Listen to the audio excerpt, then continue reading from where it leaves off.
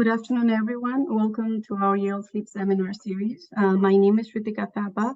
I'd just like to make a few brief announcements before I introduce today's speaker. Please take a moment to ensure that you're muted. And in order to receive your CME credit for attendance, please see the chat room for instructions.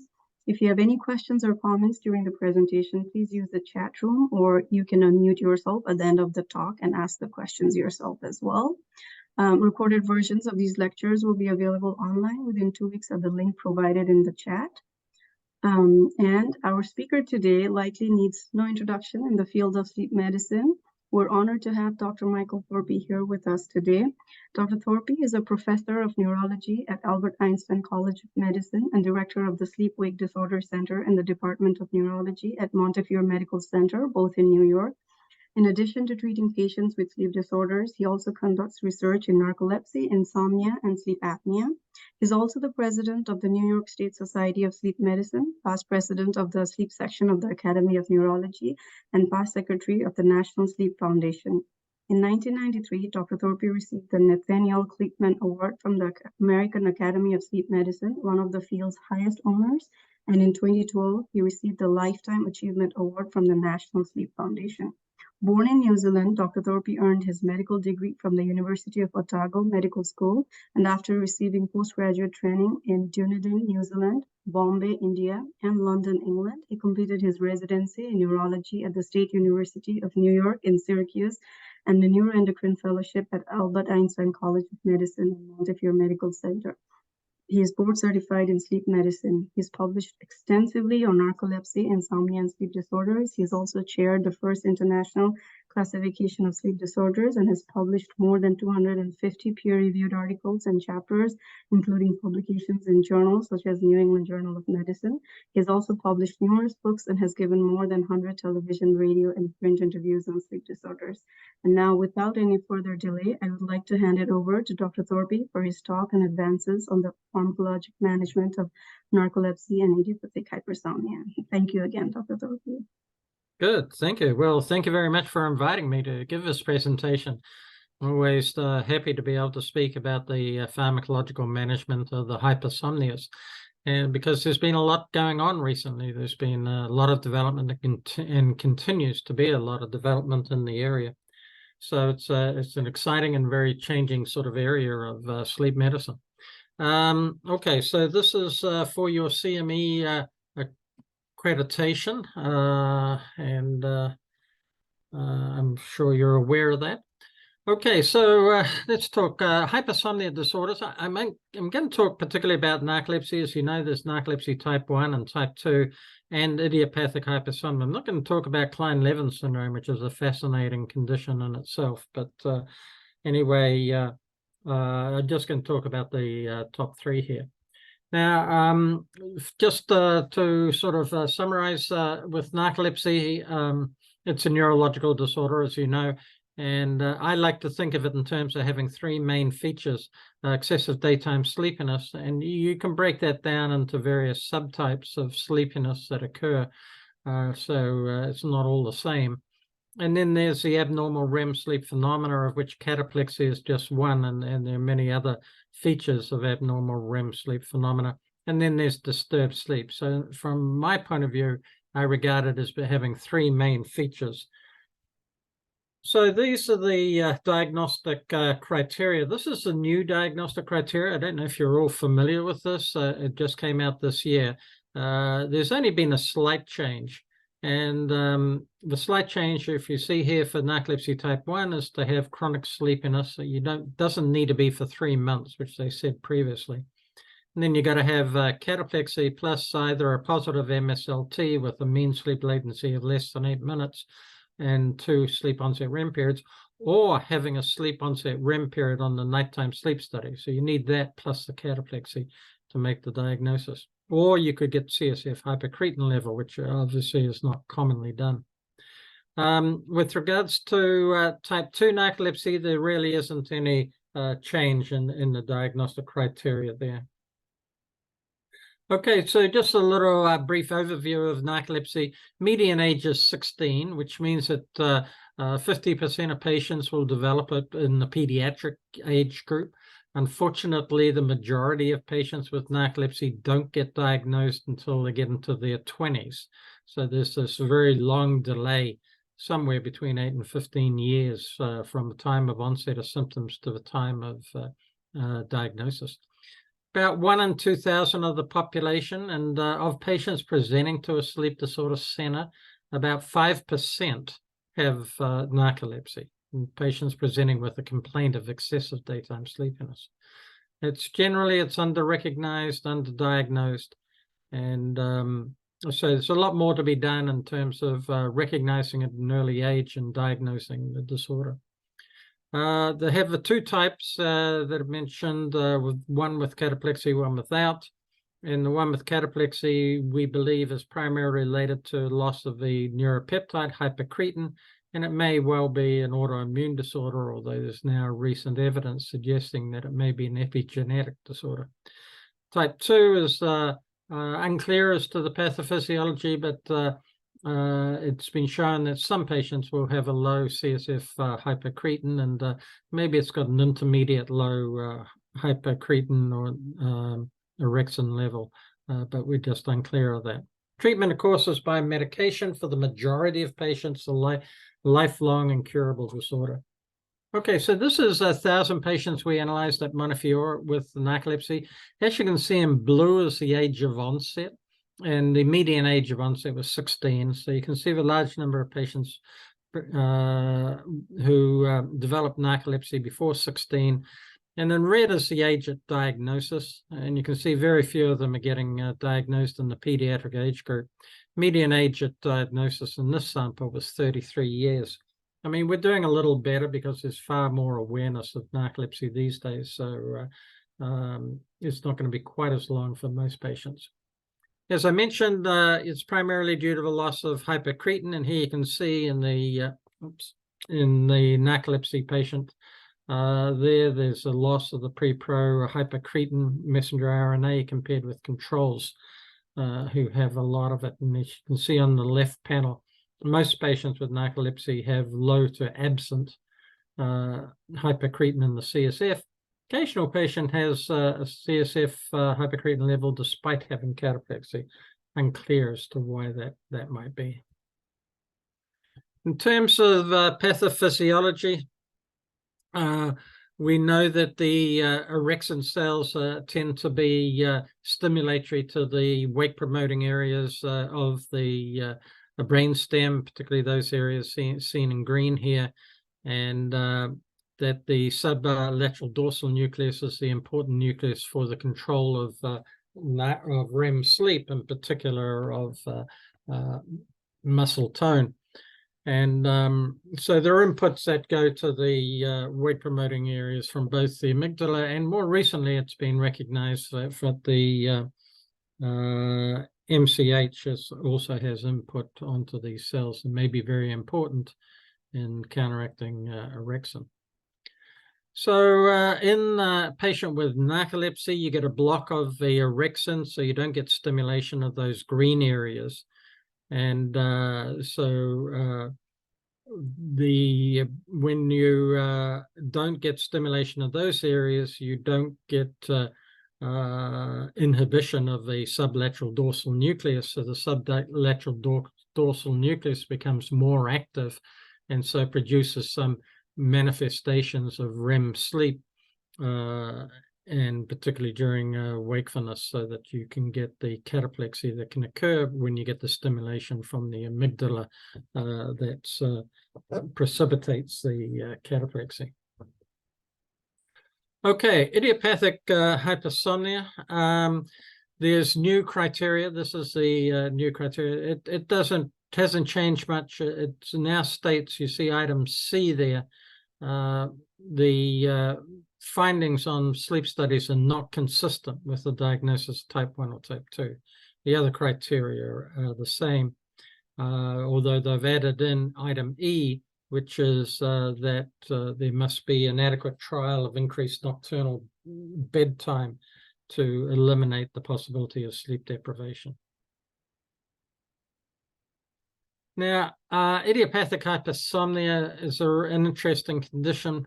because it's undergone a lot of changes in terms of its names over the years. And here you can see it was first recognized in 1956 by Bedrick Roth. And he introduced the term sleep drunkenness, which we don't use so much now. It sort of has a pejorative connotation. So we talk about sleep inertia. And then there are many different names associated with idiopathic hypersomnia, CNS idiopathic hypersomnia in 1979, and then idiopathic hypersomnia by itself in 1990 and 1997. Bassetti and Aldrich felt there were 3 types of idiopathic hypersomnia. And then the international classification in 2005 talked about idiopathic hypersomnia with and without long sleep time. But the more recent diagnostic classification has done away with that, as you've seen, and has just called it idiopathic hypersomnia. I mean, there's these constant change, and I think it's likely that in the future the name will change again, unfortunately. But I mean, we recognize that idiopathic hypersomnia is really a heterogeneous disorder. There are those that look sort of like the narcolepsy patient with a normal nocturnal sleep episode, but no REM onsets during the day. And then there's the type that has a very long, prolonged nocturnal sleep episode. And I think these are 2 different types of idiopathic hypersomnia. But however, as time goes on, hopefully we'll get more information to clarify that. Epidemiology of idiopathic hypersomnia is pretty rare, about 15 per 100,000 population. So narcolepsy said to be about 50 per 100,000, but it's really not clear as to the prevalence, and the prevalence studies are not very reliable. There's a recent study that was one of the best done on claims data that showed that idiopathic hypersomnia was about as common as NT2, which was more common than the NT1. But not all studies have shown that. For IH, typically symptoms begin between ages 10 and 30. Diagnosis often delayed until adulthood, as with narcolepsy. More common in females than males. That's becoming clearer as time goes on. Some spontaneous remissions occur in patients. And one can think of it as actually part of a spectrum. And I like to use this term narcolepsy spectrum disorder. Not everyone uses it, but you can see here in this Venn diagram, there's a lot of overlap between symptoms between NT1, NT2, and idiopathic hypersomnia. And, you know, on the left-hand side, of course, you've got the clear differentiation with cataplexy for NT1. On the right, you've got that long sleep episode that differentiates idiopathic hypersomnia. But a lot of the other symptoms, as you can see in this Venn diagram, are common to, you know, each or one or more of these subtypes. This is some prevalence data from a pretty good study, and you can see NT1 in blue, NT2 in green, IH in black, and you can see in this large claims data, 18 million people, the diagnosis of NT2 is made more commonly. This isn't based on polysomnographic analysis, it's just the diagnoses that were given in claims data, but people are using in narcolepsy without cataplexy more commonly. And then IH, as you can see, appears to be a little more common than NT1. Okay, well, that's a sort of a brief overview of narcolepsy and IH. Let's talk about treatment. So the goals of treatment are to, 1, primarily reduce daytime sleepiness, because that's the main concern of most patients. And then control those abnormal REM sleep phenomena. And then if there's disturbed sleep, to try to improve that. And the aim is to improve cognition, psychosocial and work functioning, improve safety of the patient and of the public, and to have an acceptable risk-benefit ratio and you know, an acceptable adverse event profile with these medications. Okay, so when we look at therapeutic interventions, we have a large number of medications that are available to us. and they have different mechanisms of action. So you're all aware that caffeine is very stimulatory and it affects the adenosine receptor antagonist. We have the traditional stimulants, which are sympathomimetic, affecting a variety of monoamines in the CNS. Then we have the modafinils, which work primarily through a dopamine reuptake inhibition, so increasing dopamine. Then we have the three forms of oxybate that are now available. These are GABA B agonists that tends to stimulate the wake-promoting neurons in the CNS as well. We have this agent, solriamfetol. It's a dopamine norepinephrine reuptake inhibitor, primarily for excessive daytime sleepiness, although it has some norepinephrine effect, but there really hasn't been shown to be any direct effect on cataplexy. Then we have pitolisant, which is an H3 antagonist, inverse agonist, so increases histamine in the brain. The similosant's one that's just finished in their studies, phase 3 studies, and so maybe one that becomes available to us in another year or so. It's unclear as whether it has any particular advantage over pitolisant, although obviously the pharmaceutical company that's studying it believes it does. Then there's reboxetine, a selective norepinephrine reuptake inhibitor. Again, about to complete phase 3 studies, may well become available. It's currently being studied for both cataplexy at the main endpoint, but also has a beneficial effects on sleepiness. And so that may be available in the next year or so. Then we have the orexin agonists. TAC925 is the one that's been shown to have the most beneficial effect. It's given by intravenously, though, and makes a big difference on cataplexy and excessive daytime sleepiness. There's another one, 681, TAC681, which is under investigation at the present time, and but the results of that are probably about 9 months at least away. And then there's Mazindol, which is a partial orexin agonist and more of a sympathomimetic agent, and that's under investigation at the moment too in studies in narcolepsy.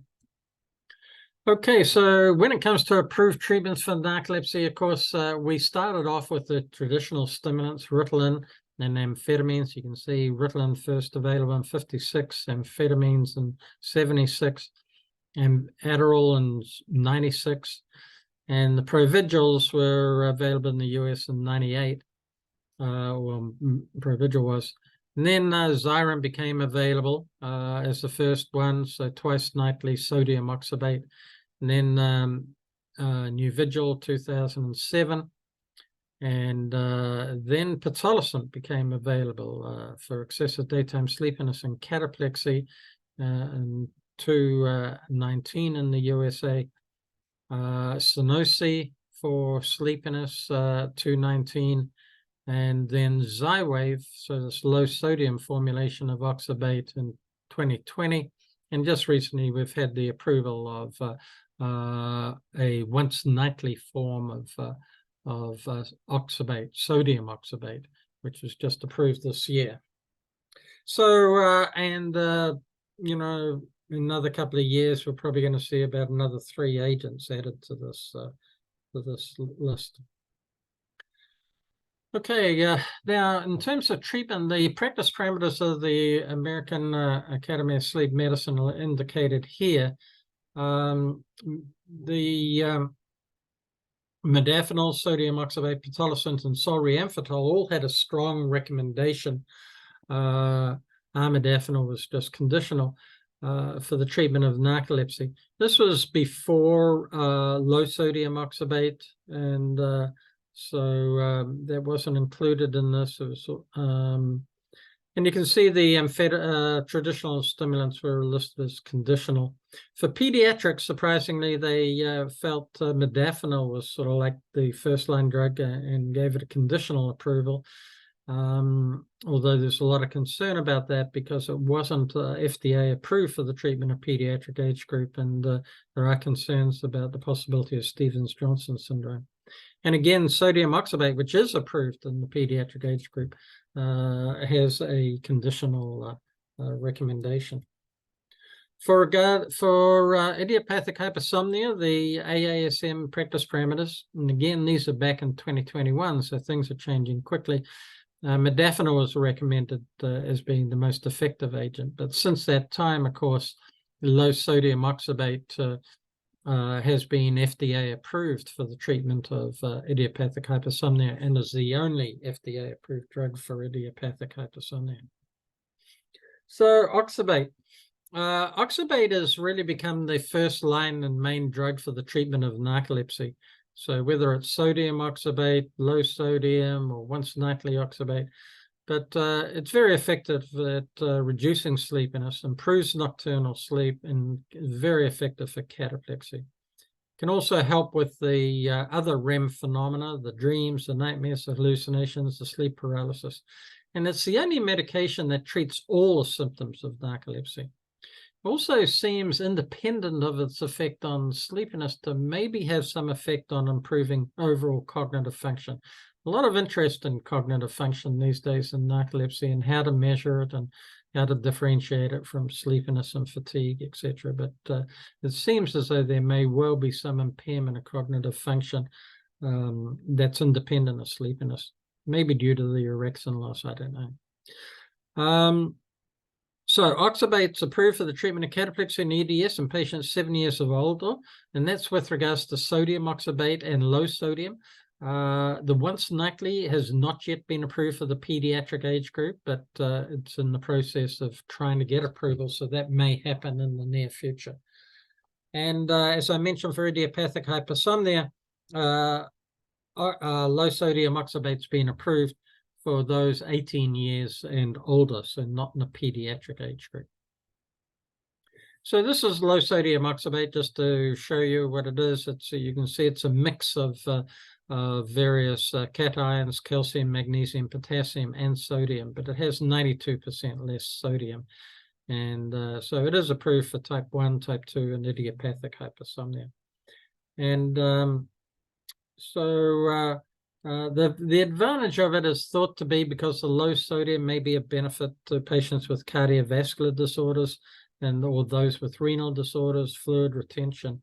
There's a little question about whether it's as potent as sodium oxybate. Some people in the studies that were on sodium oxybate actually had to increase the overall dose when they were transitioned to low sodium oxybate, suggesting that it may not be quite as effective.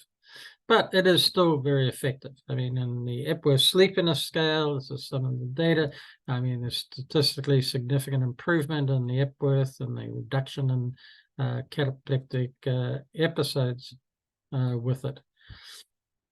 And then the low sodium, as I said, has been FDA approved in idiopathic hypersomnia. And here you can see in the Epworth Sleepiness Scale how it came down from 15.7 on average to 6.1 at the end of a stable dose period with low sodium oxybate.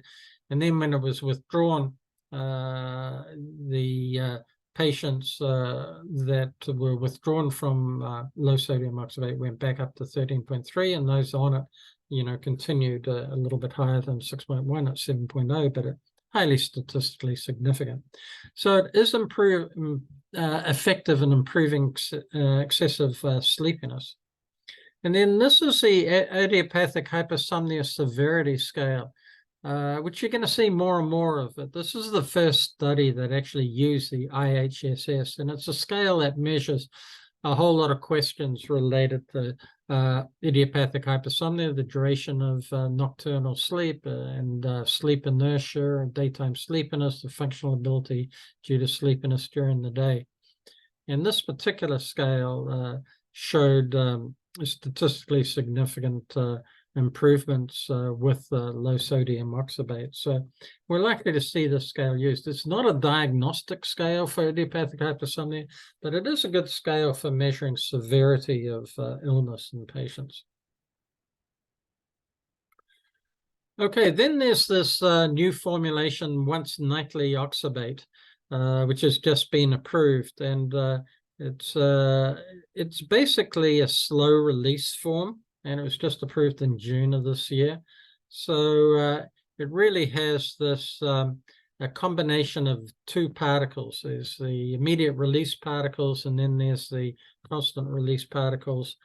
And so that there's some initial effect and then a gradual release of oxybate throughout the night. So patients only need to take it once a night, which of course has benefit for those patients who are unable to take oxybate at night. And so this has only just really become available in the pharmacies, and so we're just seeing it being used in the clinical situation. But this shows you the area under the curve comparing once nightly in green to twice nightly in orange. And you can see the area under the curve is about the same, and the C concentration at 8 hours, C8, is about the same for the two agent. But you don't have that tendency to wake up in the middle of the night. You don't have that second higher peak that you get with sodium oxybate. And so you have a sort of a smoother reduction in terms of the levels of once nightly. In terms of the data, this shows you the change in the Epworth Sleepiness Scale. These studies were parallel design studies, which was good, although difficult to do because patients had to come off their cataplectic medications. Some patients did continue on with some of their stimulant medications, but they had to be shown to be significantly sleepy to enter into the study despite those medications. And so here you can see there's statistically significant improvement by week 13 of the study compared with placebo. So Epworth is improved, cataplexy is improved. Of course, the active moiety oxybate is the same in all the three agents, and so it's not surprising that it's going to have a similar type of efficacy as with the other forms of oxybate. In terms of side effects, the side effects are much the same as you see with general oxybate, which is mainly gastrointestinal and then a variety of other things like dizziness, etc. As you can see, somnambulism. Initially, there are a few patients with somnambulism that's seen in all the studies with oxybate. And then enuresis. Enuresis was more common in the highest dose, 9 grams of once nightly. And again, it's pretty typical for patients to have enuresis with oxybate. And of course, in these studies, they weren't able to tell the patients to urinate before going to bed or restrict fluids before going to bed. But generally, they tend to learn that. And that's why even in these studies, towards the end of the 13 weeks of study, the incidence of enuresis was reduced. Okay, so turning from oxybate to pitolisant, and this is a histamine receptor inverse antagonist selective for the H3 subtype, and by that it tends to stimulate the production of histamine, and it's effective for both EDS and cataplexy. It has one sort of major precaution in that it's metabolized in the liver, so it can affect oral contraceptive agents like the modafinils do. So you've got to be careful in women of childbearing age, make sure they're aware of it, and the recommendation is, as with the modafinils, that they should use another form of oral contraceptive agent. It also increases the QTC interval. Some people have been particularly concerned about this and will get an electrocardiograph before putting patients on it. I think that's a little excessive. I don't think that's necessary. But I think you need to be careful about other drugs that do increase the QTC interval and be careful about combining it with pitolisant. But unless somebody has some cardiac arrhythmia that may indicate QTC interval, I don't think routinely you need to do electrocardiographs on these patients. One of the advantages of it is it's non-controlled, non-scheduled. So you can actually prescribe up to 12 months supply in a stable patient. with this medication, which has some advantage because the other medications are all controlled and need to be prescribed every 6 months. And even some of them, some insurance companies will limit it to less than 6 months of use of some of the agents. In terms of its effectiveness, pitolisant initial studies were compared with modafinil. And as you can see here, pitolisant in green, modafinil in red. In terms of the Epworth Sleepiness Scale, they had similar degree of efficacy in terms of daytime sleepiness. So it felt to be not quite as strong as some of the other agents on sleepiness, but still very effective at helping sleepiness. And then in terms of cataplexy, there was a reduction in pitolisant in blue in the top line compared with the placebo group towards the 4 to 7 week part of the study. They're only fairly short studies, but it did tend to show that there was a significant reduction in cataplexy. And open label studies have tended to show that. Here you can see in this 12-month open label study with pitolisant, you have a reduction in cataplexy, both partial and complete episodes. I also saw some reduction in hypnagogic hallucinations and sleep paralysis. Pitolisant's given in the morning, and so only lasts throughout the day. The questions weren't asked which part of the day or night were these hallucinations or paralysis occurring. So one's assumed that it might be reduction in the hallucinations and the sleep paralysis that occurred during naps during the day, but it's not clear. But anyway, there was a difference when patients were asked if they had these symptoms. So those are the only two, oxybate and pitolisant, the only two drugs that treat both sleepiness and cataplexy. Now, if we look at just sleepiness, one of the most common drugs, of course, is modafinil, and its longer-acting formulation, armodafinil. The problem with these are the effect on oral contraceptive agents, and they're not always effective for all patients. They can cause allergic and reactions and rashes.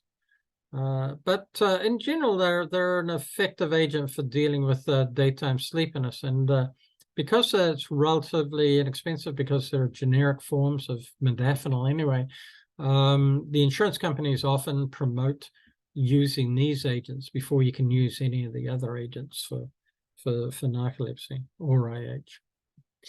Solriamfetol is a newer agent that's an alerting agent, Schedule 4 dopamine norepinephrine reuptake inhibitor, FDA approved not only for narcolepsy, but for sleep apnea, for the sleepiness of sleep apnea. Doesn't have any effect on cataplexy, despite the norepinephrine effect. And it's renally excreted, so it doesn't have that detriment of affecting oral contraceptive agents. So a little bit of an advantage there in women of childbearing age. Can cause increased blood pressure, heart rate, doesn't have an effect on the QTc interval. Most of these agents will cause some increase in heart rate and blood pressure. I mean, they're all alerting agents, stimulants, and stimulate monoamines in one way or another. Most of these wake-promoting or alerting medications will cause some slight change in blood pressure and heart rate. And, of course, they can all produce anxiety, insomnia, and irritability. But not having an effect on oral contraceptives is definitely an advantage for many patients. This just shows you the data with regards to solriamfetol. It is very effective, probably the most effective agent for treating sleepiness that we've seen in terms of the study results. On the Epworth study sleepiness scale on the left, you can see doses up to 300 milligrams. 300 milligrams wasn't FDA approved, only the 150 milligram.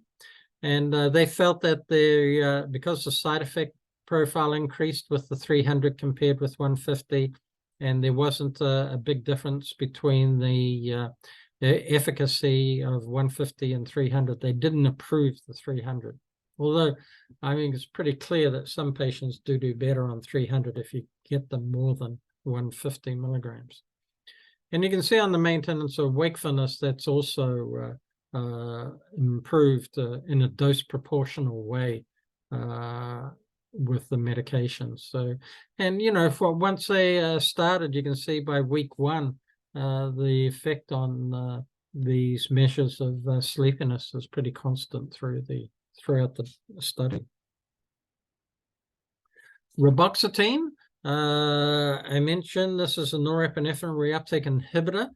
This is some of the early studies showing reduction in cataplectic episodes. If it's an antidepressant, not a good antidepressant, but an antidepressant. So if it does end up getting approved, it'll be the first of the antidepressant class of drugs approved for the treatment of narcolepsy. So mainly the studies at the moment, the phase 3 studies, the primary endpoint is cataplexy. Sleepiness and other measures are secondary endpoints. And but here you can see in the phase 2 studies, it did show improvement in excessive daytime sleepiness. So a medication that may be available to you in the next 12 months. And then there's Mazendal, Quilliance, it's also known, been used a lot in Europe, was used a bit in Europe for narcolepsy, for sleepiness and cataplexy, and found to be effective, but wasn't found to be a particularly strong agent there. But there's no clear understanding about dosing over there. As I mentioned, the company is sort of pushing the aspect that it's an orexin 2 partial agonist, but some people believe that the monoamine reuptake inhibition effect on serotonin, norepinephrine, dopamine is the greatest effect of this particular agent. So anyway, we await the results of the studies. And as I say, it's actually in a phase 3 study, so it's the results may come out in the near future. So some initial studies that were done with it here in 139 patients, narcolepsy and idiopathic hypersomnia who were resistant to stimulants showed benefit from it in this 212 medication study. But as I say, despite the fact that it's available in Europe, there's not a lot of enthusiasm there for it, but we'll see with the agent that's being studied here. The newer agents, the orexin agonists, are very exciting. And TAC925 is the one that's shown the greatest sort of benefit given intravenously. So here you can see an NT1, and there were also NT2 patients, but this is the sleep on MWT in the NT1 patients. And you see the different doses, and blue is 11 milligrams, red is 44. On day 1, there was a dramatic difference between placebo and active drug in terms of the MWT sleep latency. And in fact, some of the people that did these studies sort of say that the patients almost became hypervigilant, over alert. And so finding the right dose might be important. As you can see here, day 7 with the higher dose, it did very much better. This is a more recent study. Results were just reported in the New England Journal of Medicine. It was with a different medication, not 925, but an oral medication. But the study had to be stopped because there were hepatotoxic effects. But they did just report in the New England Journal the effect of this orexin agonist, because it's the first study with results in an orexin agonist in a significant number of patients. And you can see that there was improvement in alertness with the doses of the medication. You can see compared with placebo, there's a very big difference. They didn't report the cataplexy results. So there's a lot of agents that are currently under investigation. There is another form of oxybate. It's a non-cation form, actually uses valine with oxybate. And it's a once nightly formulation that studies are probably about to start in the US, but that may avoid this issue regarding sodium and oxybate. It looks as though this second one on this list with flecainamide, probably those studies are stopped. I don't think they're proceeding. The idea was the flecainamide was increasing the CNS utilization of modafinil made it more effective, but I don't think that's going anywhere. There are a number of other agents, clarithromycin, flumazenil being studied, particularly for idiopathic hypersomnia. Pentetrazole is a bigger study that was done, but I think the initial studies didn't bear out, so I don't think everyone's proceeding. There's reboxetine, I just mentioned, similosant. So another one in a recent Japanese one, but not under study here in America. And then there's this 861 Takeda drug, which is one which is being studied now, orexin agonist. Hopefully it won't have the hepatotoxicity, but may if it proves to be efficacious and safe, may be the first one that'll be available to us clinically. And then Mazindol, as I mentioned. There is a form of methylphenidate, a long-acting form given at night, which is under investigation. And then there's also a new class of drugs, and I only put this here. The initial studies by Sumitomo with this drug, Ulaterant, I think it's pronounced, were not successful, but there is some hope that a TAR1, which is a trace amino acid receptor 1 agonist, might be another receptor that might be useful in increasing alertness in patients with narcolepsy and other disorders. Okay, so I'm going to finish with a sort of an algorithm. This is the way I view the treatment of narcolepsy under ideal conditions, leaving aside insurance companies, of course. But first-line drug is oxybate, either sodium oxybate, low sodium oxybate, and also once nightly oxybate, actually, as being the first-line drug. And then if it's not fully effective for sleepiness, add solriamfetol. If it's not fully effective for cataplexy, add pitolisant. If somebody can't take oxybate for any particular reason, then start with pitolisant and add solriamfetol. And if cataplexy is still present, try adding in venlafaxine. If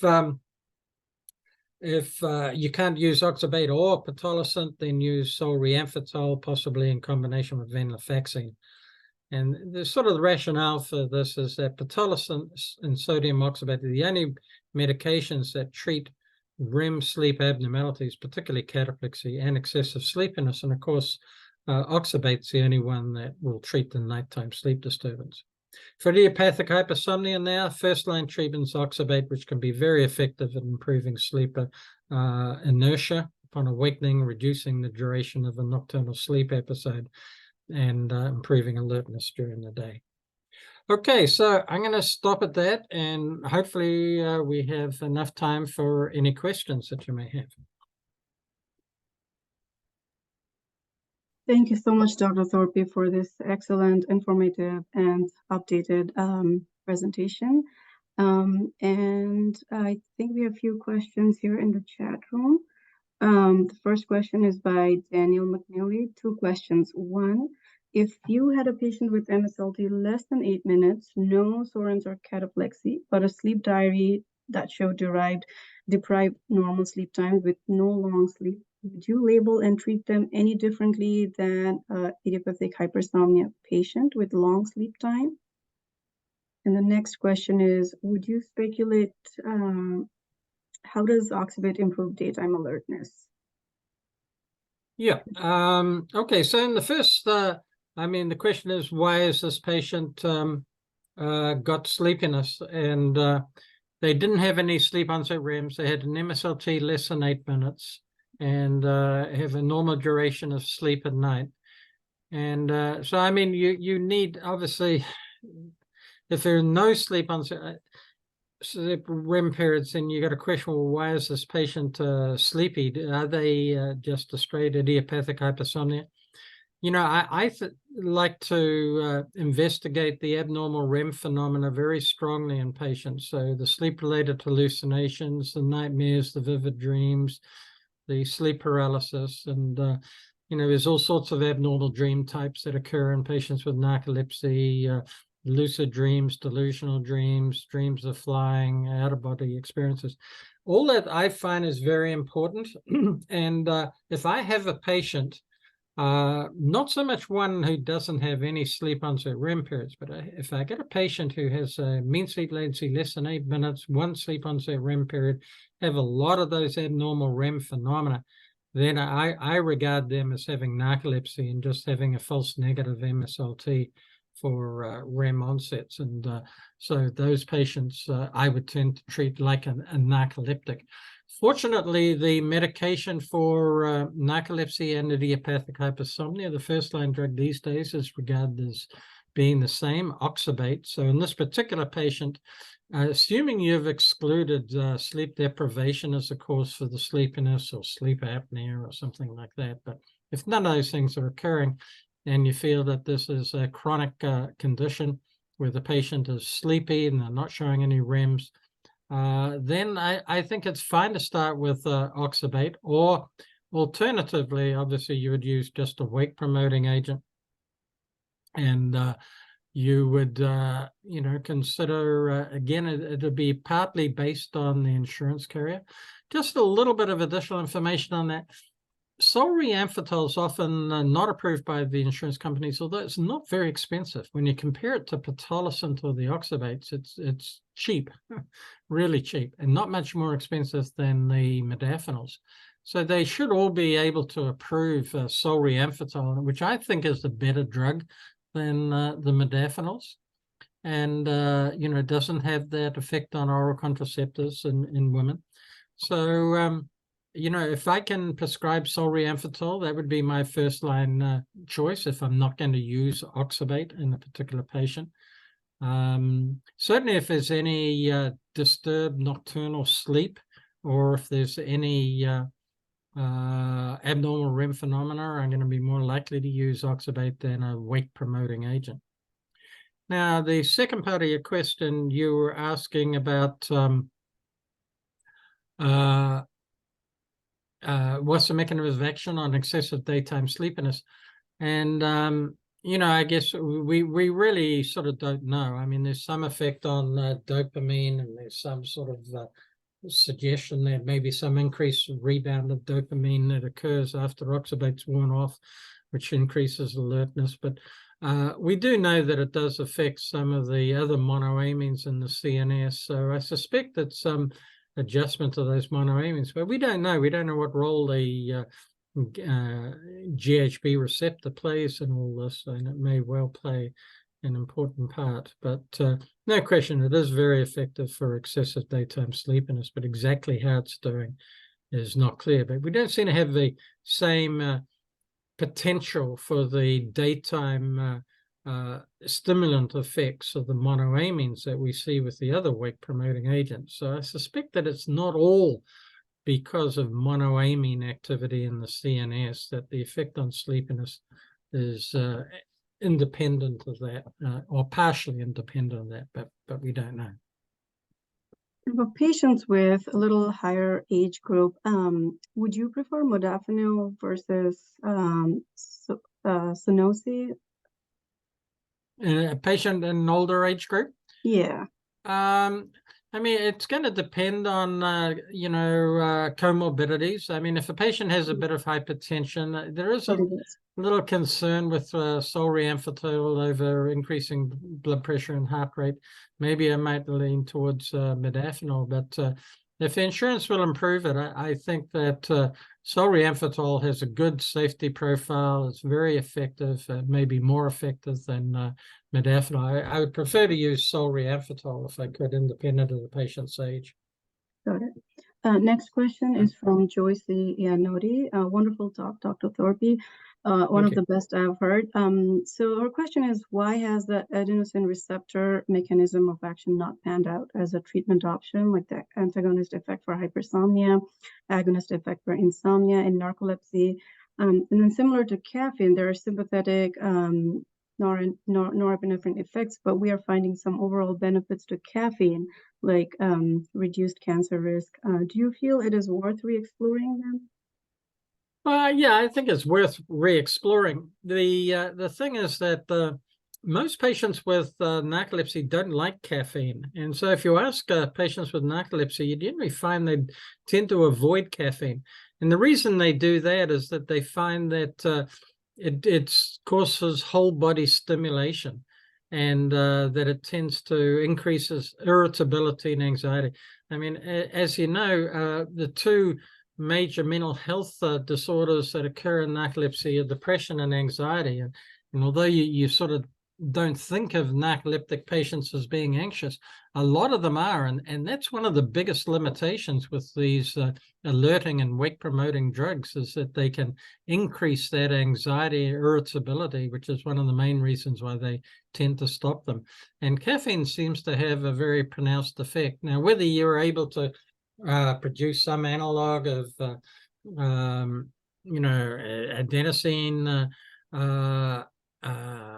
inhibitor that can not have a whole body effect, I don't know, but I'm up for exploring all the mechanisms and all the receptor types that are involved in increasing alertness to try to help these patients. But at the moment, of course, all the focus is on orexin agonists. There are so many companies now that are exploring orexin agonists for the treatment of daytime sleepiness. So that's where they're putting all their energy. So I don't see anyone sort of exploring the adenosine effect in narcolepsy at this stage. Thank you. I have another question from Dr. Weir. So not infrequently, you have a suspected IH or narcolepsy type 2 patients with also mild sleep apnea or upper airway resistance syndrome on their PSG. What's your approach in terms of sleep apnea treatment and the use of these oxybates? Yeah, well, it depends. I probably wouldn't use it as a first line. As you know, solriamfetol is FDA approved for sleepiness of sleep apnea.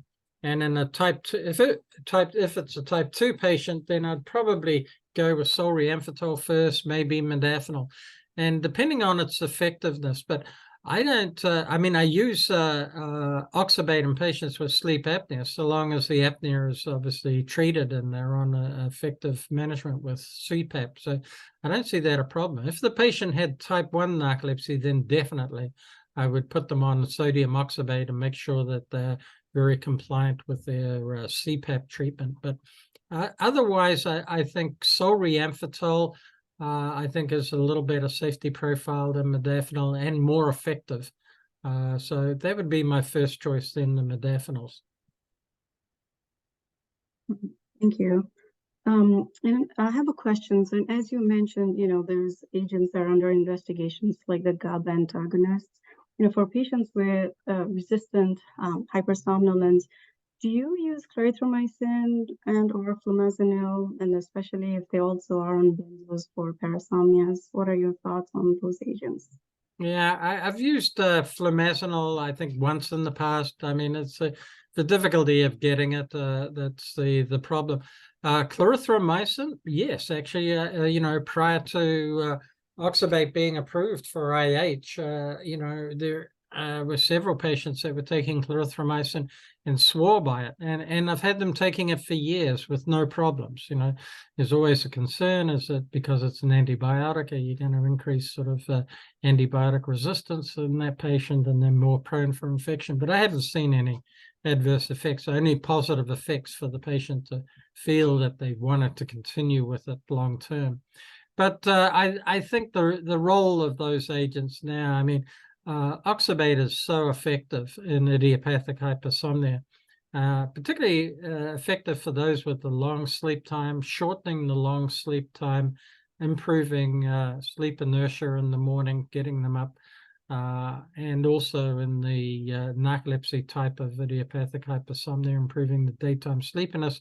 And in that particular population, if there's any disturbed sleep at night, then you got that secondary benefit. So I think oxybate is still is these days the first way to go. But if a patient can't take it for some reason, then you have to consider alternatives. And I think clarithromycin, as I say, in rare patients, I found it to be effective. So it could be something off-label that you might want to consider. Thank you. I have another question from Dr. Lee Nodi. Now, because of the association of the dysautonomia like POTS with narcolepsy type 1, idiopathic hypersomnia, two questions she has. One, should we screen more for it? And number two, should we treat it as sleep specialists like we do the EDS cataplexy as standard of care? And what do you propose as the pathophysiology of that particular symptom? Yeah, no, it's a good question. I think the issue of dysautonomia is sort of getting more and more attention, and we certainly do see POTS in our patients. And in fact, it's one of the questions. I've actually got some patients with narcolepsy who have POTS, and they prefer to use the sodium oxybate rather than the low sodium oxybate because of the additional salt intake. So that may be one indication for you preferring sodium oxybate over low sodium. As for why it's occurring, I think there's a lot more going on in the brainstem than we realize in narcolepsy. I mean, we know about hypocretin, but I mean, once you start to upset the balance between monoamines in the brainstem, then there's a potential for all sorts of issues. And so, there are a lot of comorbidities in narcolepsy. POTS is just one of them, but, migraine's more common in narcoleptics. And in fact, there's increased evidence of increased cardiovascular issues that have been related to orexin deficiency in narcolepsy. So, clearly the brainstem is disturbed in patients with narcolepsy, and that leads to the potential for a lot of problems. And POTS is just one of them. But the exact mechanism of POTS, I don't think anyone has any clear answer about that yet. But should we screen for it? I think we probably should more often than we do.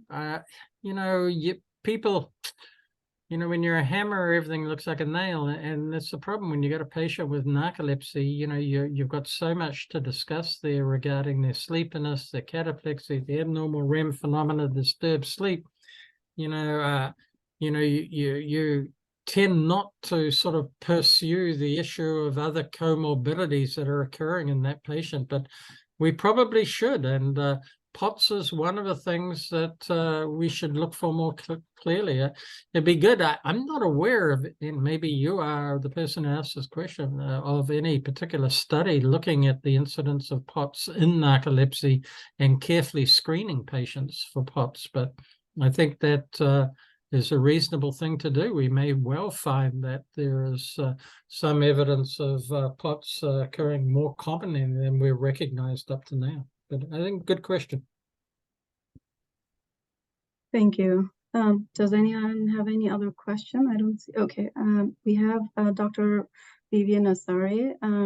Her question is, if Lumryz is just as effective and as safe as oxybate, is there any other concerns?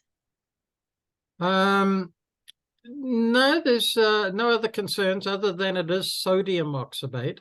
And, a lot of people are concerned about giving an increased sodium load. So I think that you do need to be aware of those other conditions that could be occurring in a patient.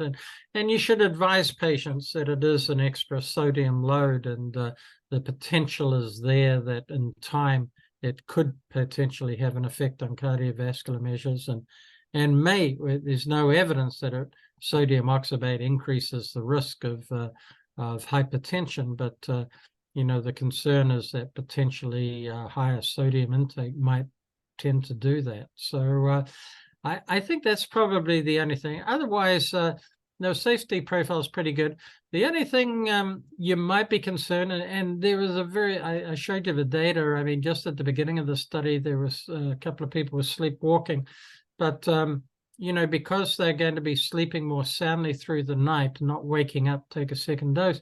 Could they be more predisposed towards slow wave sleep phenomena and sleepwalking and injuries as a result of that? I guess you balance that against the patient who, when the twice nightly oxybate wears off and they have an arousal and they get up to go to the bathroom and they still have some sodium oxybate on board, are they likely to have a a fall, and some patients do, of course. So we see that in the middle of the night when they get up, they fall off toilets and things like that, or bang into things. So it's interesting to consider, is the risk of that greater or less than the risk of having an agent that's going to give you more slow wave sleep in a continuous fashion without arousal at night? I don't know the answer, but I think at this point, the issue is the only concern you might have is really sodium versus no sodium, but certainly patients like the idea of once nightly, and although it's not approved in the pediatric age group, that's where it's going to be particularly useful, because I have so many parents coming in and say, they're so sick and tired of having to wake up in the middle of the night and give their child the second dose of oxybate. And so they eagerly look forward to once nightly oxybate. So it's going to make the parents' lives better as well as the child's. Yeah, hopefully we'll have the low sodium content and the long acting oxybate soon. Right. That'll be good. Yeah. And so we have another question from Shilpa. Do you ever mix traditional stimulants with wake promoting agents? Yep. I mean, we're really in this time of polypharmacy in the treatment of narcolepsy. One drug just doesn't seem to cut it. And so, it's not uncommon to have patients on oxybate, pitolisant, and an alerting agent, and maybe a wake-promoting agent, and maybe a stimulant. As I think I mentioned, I regard stimulants as sort of third-line drugs now. I think they're the older type because they have whole-body stimulation, and there are concerns about dose escalation and abuse and things like that. So I try to avoid them. But there are some patients who may take a wake-promoting agent during the day, but then in the evening take a PRN traditional stimulant, a short-acting methylphenidate or amphetamine product to help improve their alertness. And so that's not uncommon. I try not to have people taking sort of constant doses of a wake-promoting agent and a stimulant. And so if they are on both, if they come to me and they're on both and throughout the day, my tendency would be to try to get them away from the stimulant, which is not easy, but if one can gradually wean them off the traditional stimulant, leave them on the wake promoting agent, I think that's preferable. Thank you. Just being mindful of the time, since it's 3:04 p.m. If anybody needs to leave, please feel free to do so. And here's some few comments. Dr. Asari, thank you. Excellent talk. Dr. Leonati, thank you. Incredible talk. And thank you, Dr. Thorpy, for spearheading all these new treatments and advocating for narcolepsy IH patients. Amazing. Thank you. Does anybody have any more questions? This is Dr. Lauren Tobias saying, thank you for a terrific talk. Yeah. Well, thank you all very much. Thank you for taking the time to listen to this thank talk. you. It's an exciting time, obviously, with new medications and a lot going on. And another 6 months, it might be quite different with a lot more information to report at that point too. Right. And thank you again so much for this fantastic, terrific talk. Thank you for your time. And thank you everyone for joining us. Thank you again. See you next time. Very good. Thank you. Bye everyone.